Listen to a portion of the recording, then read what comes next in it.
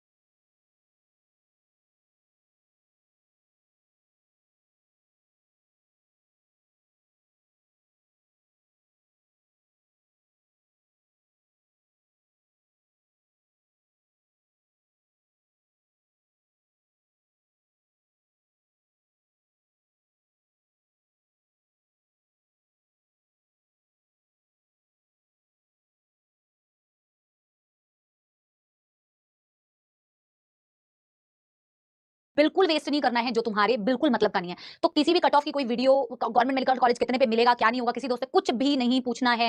ये बात समझ में आती जाएगी तो मुझे थम्स अप लेना, थम्स अप देना, ठीक है ना। अब मैम गवर्नमेंट मेडिकल कॉलेज कितने पे मिलेगा, क्या नहीं होगा, किसी दोस्त से कुछ भी नहीं पूछना है। ये बात समझ में आती जाएगी तो मुझे थम्स अप लेना, थम्स अप देना, ठीक है ना। अब मैम इस वक्त में रिवीजन कैसे करनी है, वन शॉट देखूं, डिटेल्ड देखूं, क्या करना है? आ रहा होगा ना मन में कि इस वक्त में क्या करूं। बेटा पहली बात तो सच्चाई अगर मैं बता दूं, समय नहीं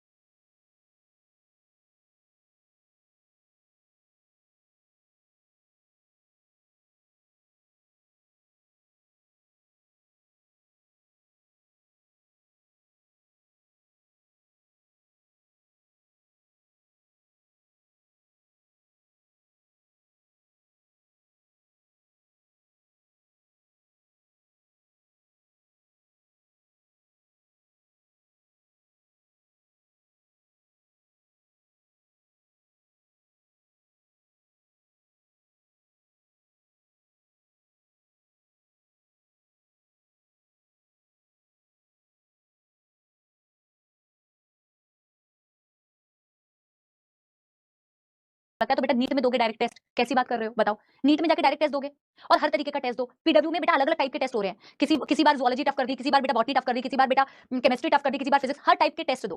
हो सकता है इजी पेपर आए।